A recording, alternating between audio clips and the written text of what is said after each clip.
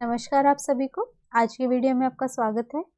आज से हम यूपीपीएससी की स्पेशल सीरीज शुरू करने वाले हैं जो ऑलमोस्ट 18 डेज की सीरीज रहेगी। तो अब भी अगर नहीं जुड़ेंगे तो बहुत बहुत बड़ा चांस खो देंगे, क्योंकि बहुत मेजर वैकेंसीज हैं और काफ़ी अच्छे चांसेस हैं, क्योंकि और जो स्पेशली यूपी के कैंडिडेट्स हैं उनके लिए तो बहुत ही अच्छे चांसेस है। प्लस दिल्ली एनसीआर के लोगों के लिए भी एक अच्छी अपॉर्चुनिटी हो जाती है, क्योंकि अपने घर के आसपास ही आपको पोस्टिंग मिल जाती है। तो इसी नोट पे शुरुआत करते हैं। अगर वीडियो पसंद आ रही है तो लाइक कमेंट जरूर कीजिएगा, सीरीज को कंटिन्यू रखने में हेल्प मिलेगी। ये अदरवाइज अगर फीका फीका रिस्पॉन्स रहेगा तो कोई फ़ायदा नहीं होता इतनी मेहनत करने का किसी भी सीरीज़ के पीछे। तो शुरुआत करते हैं आज की वीडियो की। यहाँ पे जो प्रीवियस ईयर्स क्वेश्चंस है यूपीपीएससी के, वो और सेम पैटर्न पे आधारित क्वेश्चंस कराए जाएंगे। प्लस नॉन नर्सिंग सब्जेक्ट्स भी मैं ट्राई करूँगी कराने की। तो एक कॉम्प्रिहेंसिव टाइप में यूपीपीएससी स्पेशल सीरीज आज से शुरुआत हो रही है। So first question is, one of the diagnostic test for tuberculosis, diagnostic test for tuberculosis, Montauk's, blood culture, complete blood test and Vidal test। यहाँ पे देखिए जो Vidal test होता है ये किसके लिए होता है? टाइफाइड के लिए होता है। Complete blood test is the normal blood test which is not specific to any disease। blood culture जो है डिजीज स्पेसिफिक होता है।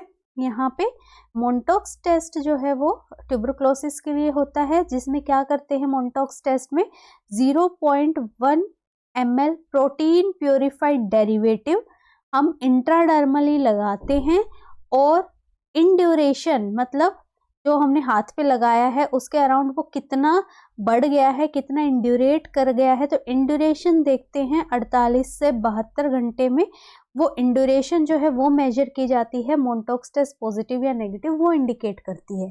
तो मोन्टॉक्स टेस्ट जो है ये प्रेवलेंस ऑफ ट्यूबरक्लोसिस देखने के लिए भी हम यूज करते हैं।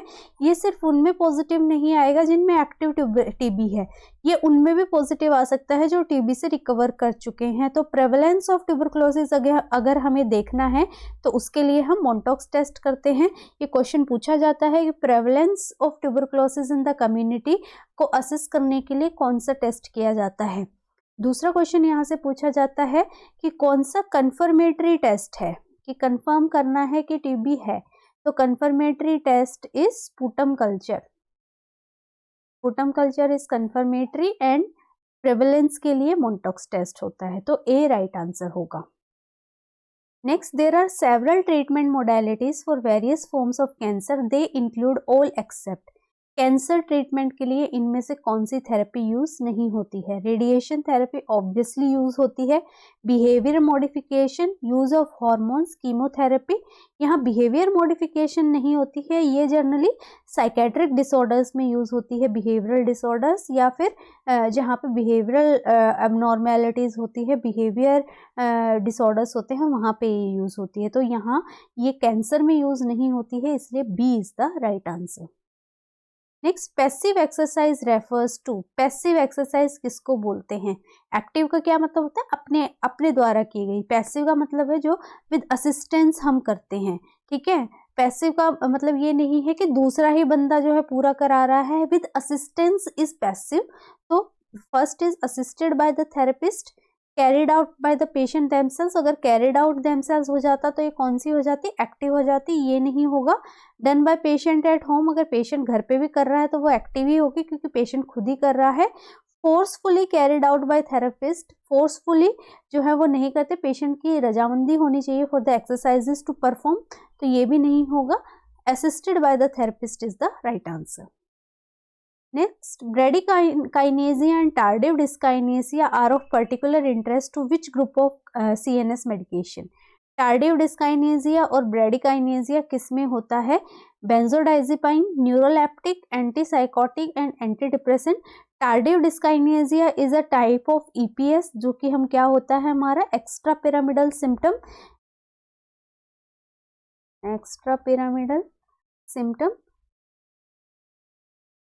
तो ये टार्डिव डिस्काइनेसिया जो है एक्स्ट्रा पिरामिडल सिम्टम का एक टाइप होता है, और एक्स्ट्रा पिरामिडल सिम्टम एंटीसाइकोटिक में प्रेजेंट होता है। प्लस दूसरी चीज एंटीसाइकोटिक के ईपीएस में होता है पार्किंसोनियन, और पार्किंसोनियन में क्या होता है, ब्रेडिकाइनेसिया होता है, मूवमेंट्स की स्लोइंगनेस हो जाती है। तो these symptoms refers to antipsychotic drug C. Next, a child with ADHD, attention deficit hyperactivity disorder. नाम में ही डेफिनेशन छुपी है, अटेंशन डेफिसिट मतलब अटेंशन किसी चीज में इन बच्चों की होती नहीं है, हाइपर एक्टिव होते हैं। Is brought to the clinic. The most obvious symptom that can be observe by the nurse. इन बच्चों में सबसे कॉमन सिम्टम क्या होगा, poor verbal skills, lethargy, short attention span, preoccupation. Verbal skills poor नहीं होती है, बहुत बोलते हैं, कूदते फांदते रहते हैं, एक जगह बैठते ही नहीं है, बिल्कुल भी किसी चीज में कंसंट्रेट नहीं कर सकते हैं। ये है इनका शॉर्ट अटेंशन स्पैन। लिथार्जी तो बिल्कुल भी नहीं होते हैं, प्री ऑक्यूपाइड रहते हैं चीजों से, मुझे ये भी करना है वो भी करना है, तो एक जगह टिक के नहीं बैठना है इन बच्चों ने। तो ये है attention deficit hyperactivity disorder. एक बिहेवियरल डिसऑर्डर है, बिहेवियर थेरेपी से प्लस ड्रग्स से जो है इसको मॉडिफाई किया जाता है। तो सी राइट आंसर रहेगा, जो कि इसका एक ऑब्वियस सिम्टम होता है।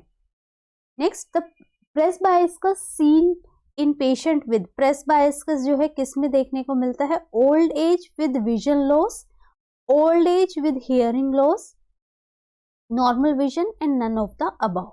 प्रेसबाइक्यूसिस जो है उसी को बोलते हैं जब ओल्ड एज के साथ जो है नॉर्मल जो हियरिंग है वो डिमिनिश होने लग जाती है, लॉस होने लग जाती है, that is termed as presbycusis. So B right answer होगा। Next, full form of UNICEF. UNICEF की फुल फॉर्म क्या है, United Nation Integrated Child Education Fund, United Nation International Child Emergency Fund, United Nation Integrated Child Emergency Fund, then none of the above. UNICEF की full form होती है United Nation International Child Emergency Fund. और बहुत सारी child related जो illnesses होती हैं, child related issues होता है, उसमें यूनिसेफ जो है एक पार्ट करता है। तो ये जो है B is the right answer है।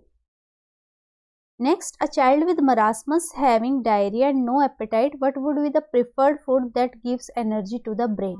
एक बच्चा है मरासमस के साथ। मरासमस क्या है, एक प्रोटीन एनर्जी मालन्यूट्रिशन है।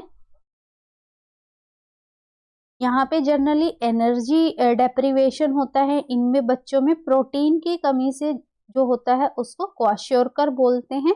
और ये मरासमस है जो कि एनर्जी डेफिशिएंट है मेनली। तो यहाँ पे बच्चे को डायरिया हो रहा है, एपेटाइट नहीं है, डायरिया से फ्लूइड सारा निकल रहा है, भूख भी नहीं लग रही, तो कुछ खा भी नहीं पा रहे हैं। ब्रेन को एनर्जी किससे मिलेगी, ketone body, ketone bodies are not used to give energy, तो ये नहीं होगा। Glucose, fatty food, chips, fatty food और चिप्स जो है एनर्जी का सोर्स नहीं है। Glucose is the instant source of carbohydrate and energy, तो बी राइट आंसर होगा।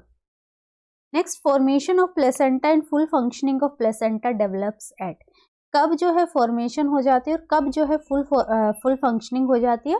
फुल फंक्शनिंग जो है आफ्टर 3 मंथ्स होती है और ऑलमोस्ट जो है 6 वीक्स तक जो है fully development of the placenta हो जाता है। तो यहाँ ए राइट आंसर रहेगा। 5 वीक्स जो है फॉर्मेशन स्टार्ट कब हो जाती है, very first day of conception. जब से कंसेप्शन के बाद जो है इम्प्लांट हो जाता है तो प्लेसेंटा की डेवलपमेंट हो जाती है। कौन से सेल्स बनाते हैं, ट्रोफोब्लास्ट जो हैं वो प्लेसेंटा को बनाने में हेल्प करते हैं। पहले जो हार्मोन ट्रोफोब्लास्ट ही कौन सा हार्मोन सीक्रेट करते हैं, ह्यूमन कोरियोनिक गोनेडोट्रोपिन, जो कि प्रेगनेंसी को बनाए रखने में हेल्प करता है। और जैसे ही प्लेसेंटा पूरा डेवलप होता है तो सारे हार्मोन्स की जो सिक्रीशन है, उनकी फंक्शनिंग है, वो सारा काम प्लेसेंटा की तरफ चला जाता है। तो यहाँ पे ए राइट आंसर होगा। और प्लेसेंटा का नॉर्मल वेट भी पेपर में पूछ लेते हैं, तो नॉर्मल वेट होता है 500 ग्राम, 500 ग्राम के अराउंड होता है, या 1/6 ऑफ द बेबीज वेट जो है प्लेसेंटा का वेट होता है। Next, the flow rate of 800 ml Ringer lactate solution for 10 hours transfusion through macro drip set. Macro drip set का फ्लो रेट का फॉर्मूला क्या होता है, अगर मैं फ्लो रेट के फॉर्मूले की बात करूं तो फ्लो रेट का फॉर्मूला होता है total volume in ml into drop factor divided by time in minutes. तो यहाँ पे टोटल वॉल्यूम 800 ml है, ड्रॉप फैक्टर माइक्रो ड्रॉप का 15 जनरली कंसीडर होता है, और टाइम इन मिनट्स जो है वो कितना है, 10 घंटे को मिनट में कन्वर्ट कर लेंगे तो ये टाइम इन मिनट्स है।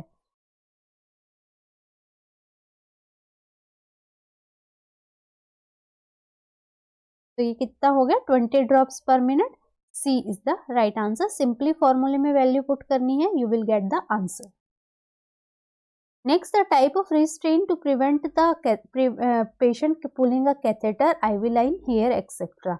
कौन सा टाइप का रिस्ट्रेन यूज करते हैं जहां पे पेशेंट जो है अपने हेयर आईवी लाइंस को पुल करने से बच जाए? एल्बो रिस्ट्रेन, एल्बो से तो पुश नहीं करता है, पुल नहीं करता है, तो एल्बो रिस्ट्रेन नहीं होगा। मिटन, मिटन क्या होता है, जब बच्चों के हाथ में भी पहना देते हैं ना, वो छोटे छोटे जब बच्चे अपना मुंह में हाथ लेके जाते हैं तो वो ग्लव्स टाइप में मिटन जो पहना देते हैं जिसमें फिंगर्स का स्पेस नहीं होता, वो ओवरऑल इस तरीके से कवर करता है, वो मिटन।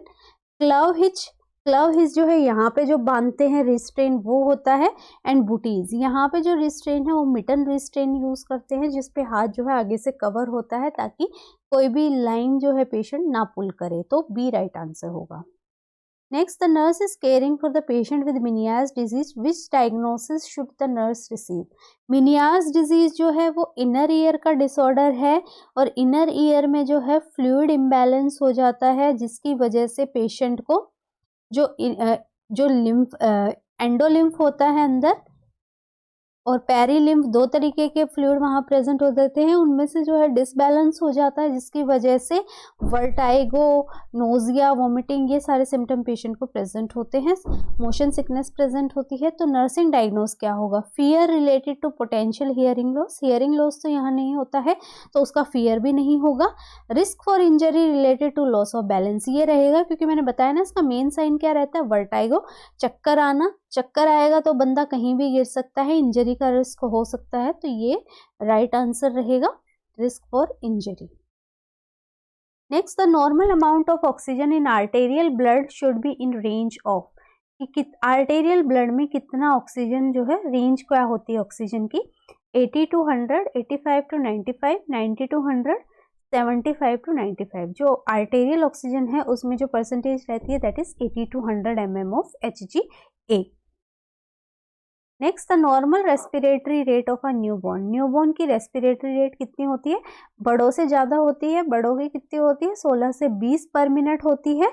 यहाँ जो न्यूबॉर्न की रेस्पिरेटरी रेट है that is 40 to 60 beats per minute is the normal respiratory rate in the newborn. तो सी राइट आंसर होगा। Next, which of the following solution is routinely used to flush an IV device before and after administration of blood to the patient? IV blood से देने से पहले भी flush करते हैं हम IV लाइन को ताकि ब्लड जो है स्मूथली चला जाए, और ब्लड देने के बाद भी हम क्या करते हैं, फ्लश करते हैं ताकि ऑब्स्ट्रक्शन ना हो, ब्लड ना जमे वहाँ पे और लाइन जो है पेटेंट रहे। तो कौन सा सॉल्यूशन जो है कॉमनली यूज किया जाता है, ये क्वेश्चन कह रहा है। 0.9% NS, 5% extero, sterile water and heparin water. यहाँ पे जो सॉल्यूशन यूज किया जाता है वो नॉर्मल सलाइन से फ्लश करते हैं हम, तो यहाँ ए राइट आंसर होगा, 0.9% NS। Next, crawling of an infant, crawling जो बच्चा जो पैरों से नहीं चल पाता जब तक रेंग के चलता है, क्रॉल करता है, वो कब तक डेवलप हो जाती है? 8 to 9 months, 2 to 3, 4 to 5 and 6 to 8। ये जनरली जो है अगर बात करें तो ये 7 to 10 months बोलते हैं कि यहाँ तक जो है बच्चा क्रॉल करना सीख जाता है, तो यहाँ 8 to 9 months is the right answer, A. Next, a man has a recurring thought that he must kill his wife, this repetitive thought indicate, एक बंदा है जिसको बार बार रिकरिंग थॉट आ रही है कि he must kill his wife, तो ये repetitive thought क्या कहलाएगी, क्या इंडिकेट कर रही है? Obsession, phobia, delusion and compulsion. ये क्या कर रही है? ऑब्सेशन। ऑब्सेशन का मतलब ही ये है कि किसी भी बारे में रिपीटेटिव थॉट्स का आना, जैसे कि बार बार दिमाग में थॉट्स का आना कि मुझे हैंड वॉश करने चाहिए, हैंड वॉश करने चाहिए, हैंड वॉश करने चाहिए, वो है ऑब्सेशन। और जब हम हैंड वॉश करते हैं तो वो है हमारा कंपल्शन, की कंपल्शन के तौर पे कर रहे हैं, तो उसको हम क्या बोलते हैं? ऑब्सेसिव कंपल्सिव डिसऑर्डर, OCD, जो कि बहुत बार आपने सुना भी होगा। तो यहाँ पे रिकरिंग थॉट का आना कहलाता है obsession, A. Next, dengue infection is caused by arthrovirus, Aedes aegypti, paramyxo and RNA virus. This is caused by Aedes aegypti जो कि मॉस्किटो है और ये एक वेक्टर बोर्न डिजीज कहलाती है, ठीक है, वेक्टर बोर्न होती है। और डेंगू में जो है क्या क्या प्रेजेंट, डेंगू का दूसरा नाम क्या होता है, बोन ब्रेक फीवर भी इसको बोलते हैं, हड्डी तोड़ बुखार इसको टर्म किया जाता है। क्यों? क्योंकि सीवियर बोन पेन यहाँ पे होता है। प्लेटलेट काउंट जो है बहुत ज़्यादा ड्रॉप हो जाती है इस केस में, तो यहाँ पे जो है Aedes aegypti is the right answer, जो कि डेंगू कॉज करता है, B. Next, what type of induration is seen in patient with no known risk factor of tuberculosis. अगर पेशेंट को जो है, पर्सन को कोई रिस्क फैक्टर नोन नहीं है ट्यूबरक्लोसिस का, तो कितनी इंड्यूरेशन जो है वो मिलेगी मोन्टॉक्स टेस्ट की, more than 5 mm, more than 15, more than 10 and none of the above. ये मोर देन 15 मिलती है, जिसका मतलब होता है कि माइकोबैक्टीरियम ट्यूबरक्लोसिस या एनवायरमेंटल किसी फैक्टर की वजह से बंदे ने ट्यूबरक्लोसिस को जो है ट्यूबरक्लोसिस हुआ है, कोई नॉन रिस्क फैक्टर उसमें नहीं है, so more than 15 mm is the right answer. Next, clinical sign of death, slow respiration, respiration तो होता ही नहीं है, वीक पल्स, पल्स भी नहीं होती है, stiffening of the body and dilated प्यूपिल। तो यहाँ पे जो है क्लिनिकल साइन की बात करें तो डायलेटेड प्यूपिल, अनरिएक्टिव प्यूपिल वो प्रेजेंट होती हैं, so that is the clinical sign of death, so D right answer होगा। Next, epidemiological triad includes following factor. Epidemiological triad होता है ये जो कि ये बोलता है कि किसी भी डिजीज को होने के लिए 3 चीज़ों की ज़रूरत होती है, 3 चीज़ों में जो है इंटरेक्शन होना चाहिए, जो कि क्या होता है हमारा, agent, host and environment. Host कौन हो गया, ह्यूमन बॉडी हो गई जिसमें कि डिजीज हो रही है, एजेंट जो कि डिजीज कॉज कर रहा है, एनवायरनमेंट उसको ग्रो करने के लिए स्पेसिफिक एनवायरनमेंट की जरूरत होती है। तो जब इन तीनों चीज़ों में समीकरण बैठेगा, जब इन तीनों चीज़ों में आपस में बॉन्डिंग होगी, तभी कोई डिजीज क्या है, कॉन्ट्रैक्ट होगी। तो यहाँ पे कौन सा फैक्टर कौन कौन से हैं, ये डी होगा, एजेंट, होस्ट एंड एनवायरनमेंट, जो कि एपिडेमियोलॉजिकल ट्रायड का हिस्सा होते हैं। Next, RHOgram, RH factor is most often used to treat dash mother that have dash infant। RH factor किसमें देते हैं, जहाँ पे मदर RH नेगेटिव होती है और बच्चा RH पॉजिटिव होता है।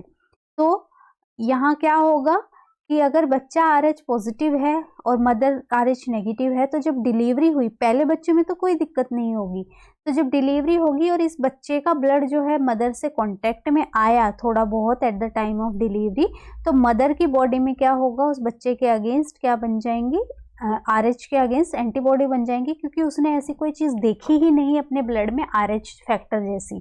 तो जब वो बच्चे के RH फैक्टर से क्या हुआ, जब उसने बच्चे के RH फैक्टर को देखा, तो उसने उसको एक फॉरेन बॉडी की तरह ट्रीट किया और अपने बॉडी में क्या बना ली, एंटीबॉडी बना ली। अब जब दूसरा बच्चा होगा, अगर वो RH पॉजिटिव है, तो मदर के शरीर में क्या है, उसके लिए एंटीबॉडी है, वो उसको किल कर देगा, फीटल डेथ जो है वो रिजल्ट हो सकती है। तो इसीलिए हम जब RH नेगेटिव मदर होती है, तो at the time of delivery 300 ग्राम जो है एंटी-D वो हम इंजेक्शन के थ्रू दे देते हैं, ताकि जो एंटीबॉडी है वो ना बने। तो यहाँ पे सी राइट आंसर होगा, RH negative and RH positive. Next, inhalation of cotton fibre dust over long period of time is known as bagassosis, farmer lung, byssinosis and arsenic lung. This is known as byssinosis. Bagasse जो होता है वो sugar cane को बोलते हैं, तो जब sugar cane के डस्ट के इनहेलेशन की बात आती है, that is known as bagassosis. यहाँ पे this is byssinosis. Next, which part of brain affected in spatial disorientation.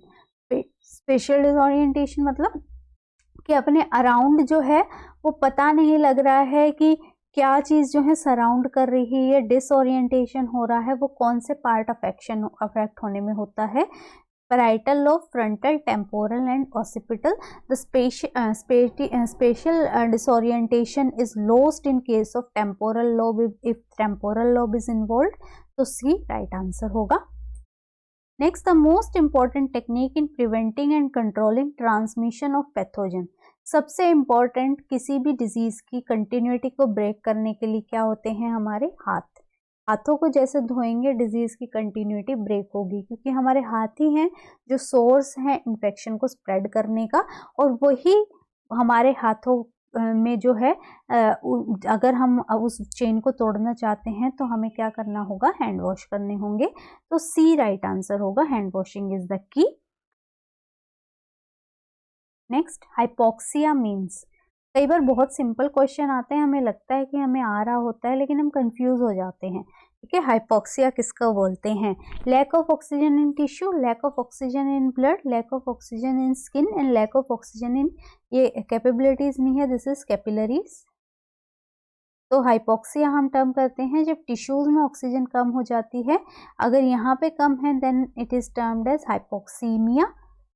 तो ये याद रखना है, इसमें कंफ्यूज नहीं होना है। बहुत ही सिंपल क्वेश्चन है, इतने सिंपल क्वेश्चन गलत भी लेकिन बहुत जल्दी होते हैं। तो ए राइट आंसर होगा। Next, another name for herpes zoster. Herpes zoster का दूसरा नाम क्या है? Shigella, shingles, वेरिसिला and variola.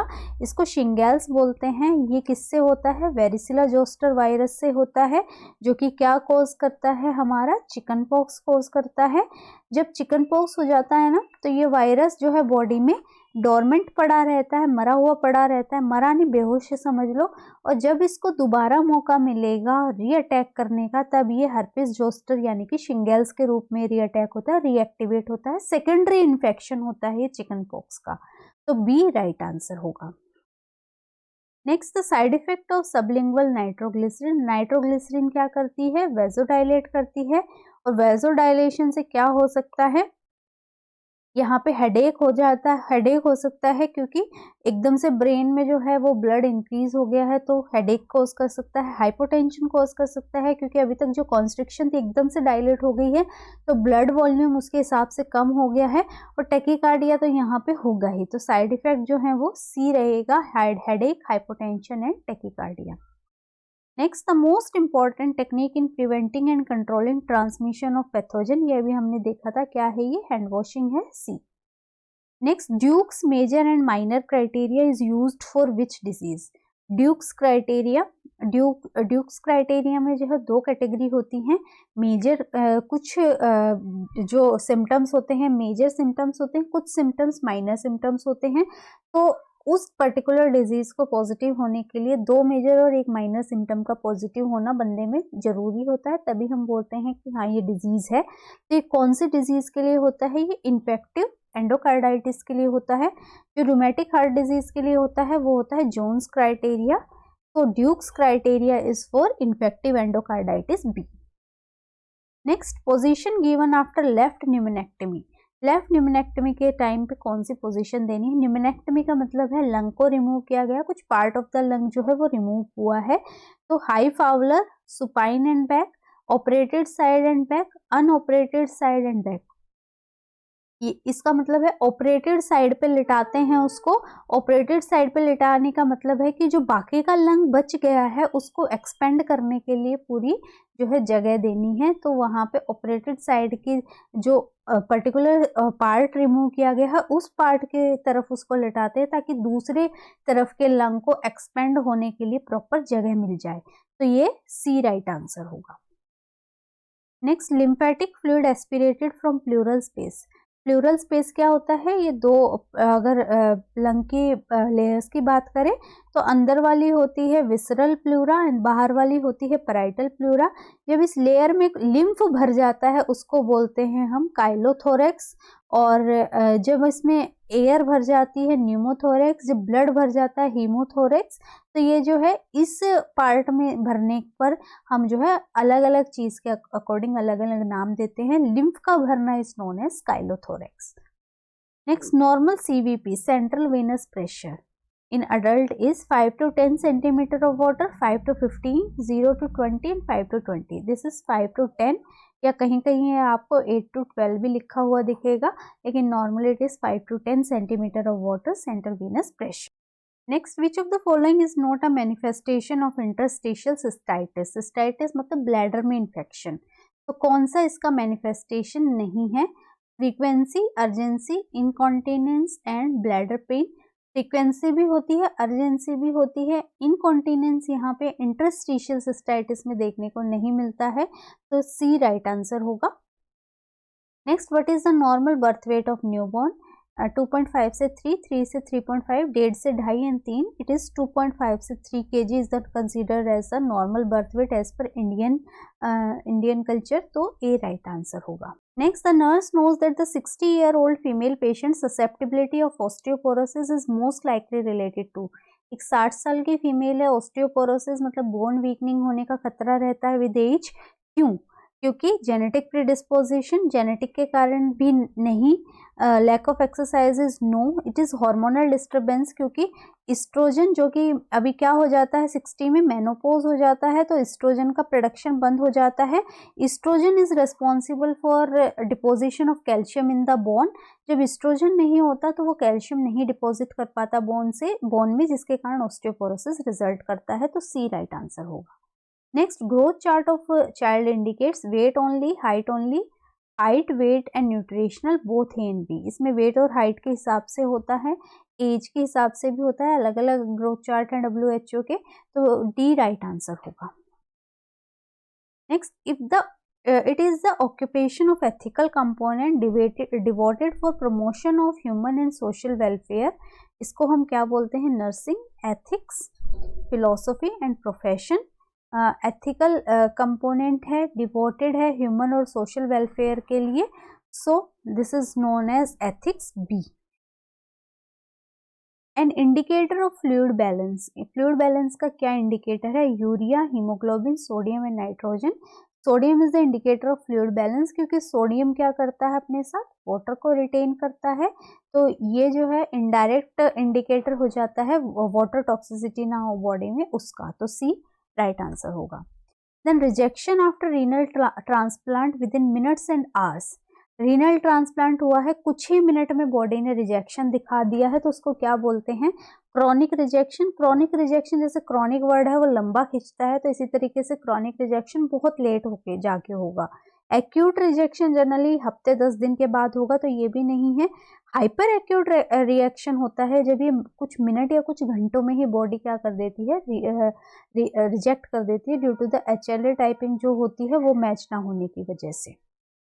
Next, antidote of heparin. Heparin is an anticoagulant, तो उसको रोकने के लिए क्या यूज करते हैं? वॉरफेरिन। वॉरफेरिन जो है ओरल एंटीकोएगुलेंट होता है। Vitamin K, protamine sulphate and acetylcysteine सिस्टीन, दिस इज PCM का, PCM जो होता है उसका एंटीडोट होता है। ये होता है प्रोटामिन सल्फेट, जो कि हिपैरिन के केस में हम देते हैं। Next, a patient suffering from liver cirrhosis is admitted in the ward, which of the following represent hepatic encephalopathy? Liver cirrhosis हुआ है, हेपेटिक एंसेफेलोपैथी का कौन सा साइन है? Pulmonary embolism, chest tightness, asterixis and shuffling gait. Asterixis is the sign of liver cirrhosis या hepatic encephalopathy, जहां पे जो अगर ऐसे हैंड कराएंगे ना पेशेंट को तो इस तरीके से फ्लैप करेगा, ठीक है, फ्लैपिंग ट्रेमर्स जो है वो हैंड में होंगे, that is known as asterixis, C. Next, the forward bending of uterus in relation to vagina. Vagina के रिलेशन में यूट्रस का आगे की तरफ झुकने को हम क्या बोलते हैं? एंटीवर्जन बोलते हैं। This is the normal position of the uterus, anteverted, तो सी राइट आंसर होगा। Next, following is the function of fallopian tube. Fallopian tube का इनमें से कौन सा फंक्शन है? Secretion of oestrogen and progesterone, fallopian tube से सीक्रेट नहीं होते हैं। Help in foetus development, foetus development में फैलोपियन ट्यूब का कोई रोल नहीं है। Act as passageway of foetus, foetus यहाँ से पास नहीं होता है, fetus passes through the vagina. Mobility of fertilised ovum, ये इसका काम होता है, क्योंकि अगर इस तरीके से रहता है ना, यहाँ यूट्रस है, यहाँ पे ओवरीज होती हैं, ओवरीज से फैलोपियन ट्यूब एग को कैच कर लेती है और यहाँ से इसकी मूवमेंट करती है टुवर्ड्स द यूट्राइन कैविटी। जो फर्टिलाइजेशन होती है वो एम्प्यूला वाला भाग होता है फैलोपियन ट्यूब का, उसमें होती है। फर्टिलाइजेशन के बाद इम्प्लांटेशन अपर यूट्राइन सेगमेंट में होती है। तो ये एक फर्टिलाइज्ड मूवमेंट, फर्टिलाइज्ड ओवम की मूवमेंट के लिए रिस्पॉन्सिबल होती है, D. Next, onset of puberty before the age of 8 in years girls. Generally क्या होता है, प्यूबर्टी 12 से 13 साल में होती है। अगर वो बहुत पहले हो जाती है, 8 साल की लड़की को जो है पीरियड स्टार्ट हो गए, तो उसको क्या बोलते हैं, थिलार्क, मिनार्क या delayed puberty, precocious puberty. This is known as precocious puberty. Thelarche is early development of breast और सेकेंडरी सेक्स कैरेक्टरिस्टिक्स, इसको हम बोलते हैं precocious puberty, D. Next, ability of the drug to cause fetal abnormality when administered during pregnancy is known as, बोलते हैं ना, pregnancy के पहले 3 महीने में कोई भी ड्रग विदाउट डॉक्टर प्रिस्क्रिप्शन नहीं लेना है। क्यों नहीं लेना है? क्योंकि ये क्या कर सकता है, teratogenic effect, foetal abnormality cause कर सकता है, जिसको हम क्या बोलते हैं, D, teratogenic effect. Next, which of the following is not a desired type of female body pelvis? Android, gynaecoid, tetroid and anthropoid. तो यहाँ पे जो है कौन सा फीमेल बॉडी पेल्विस नहीं है? ऑब्स्टेट्रॉयड कोई फीमेल बॉडी पेल्विस नहीं है, तो C is the right answer. और जो बेस्ट पेल्विस होता है that is gynaecoid, B. This was all about for today. I hope आपको वीडियो अच्छी लगी हो। अगर आप कंटिन्यूएशन चाहते हैं तो अपना जो है रुझान दिखाइए toward the video through like and comment, और जिन्होंने नहीं सब्सक्राइब किया है सब्सक्राइब कर सकते हैं for more such videos. Thank you.